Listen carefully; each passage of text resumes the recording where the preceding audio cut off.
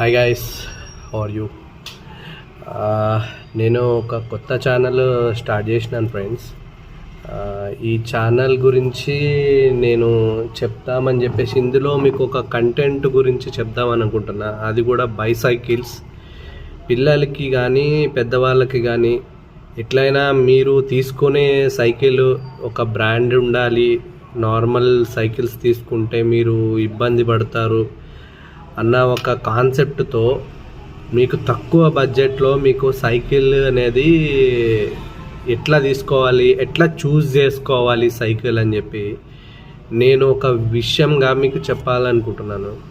And మరీ especially kids విషయంలో కొంతమంది పేరెంట్స్ రాంగ్ స్టెప్ అనేది తీసుకుంటారు, వాళ్ళ ఏజ్ని బట్టి, వాళ్ళ హైట్ని బట్టి. నేను చెప్పొచ్చేది ఏంటంటే, వాళ్ళ ఏజ్ని బట్టి క్యాలిక్యులేషన్ చేసుకునేదానికంటే వాళ్ళ హైట్ని బట్టి క్యాలిక్యులేషన్ చేసుకొని వాళ్ళకి సైకిల్ అనేది సెలెక్ట్ చేసి వాళ్ళకి ఇప్పించడం జరిగితే గనక మోస్ట్ ఆఫ్ ద కిడ్స్కి మీరు అసమాట్లు సైకిల్ గురించి ఆలోచించాల్సిన పని ఉండదు అన్నమాట. ఇప్పుడు నేను చెప్పదలుచుకునేది ఏంటంటే, ఇప్పుడు నెక్స్ట్ ఫర్దర్గా నా వచ్చే వీడియోస్ ఏవైతే ఉంటాయో అవన్నీ కూడా ఏంటంటే up to child kids cycles నుంచి అడల్ట్ సైకిల్ వరకు, అంటే ఎవరెవరు వాళ్ళ బాడీ మెయింటెనెన్స్ గురించి అసమాట్లు వాళ్ళ ఫర్దర్గా సఫర్ అవుతూ ఉంటారు, వాళ్ళ హెల్త్ ఇష్యూస్ మీద సఫర్ అవుతూ ఉంటారు.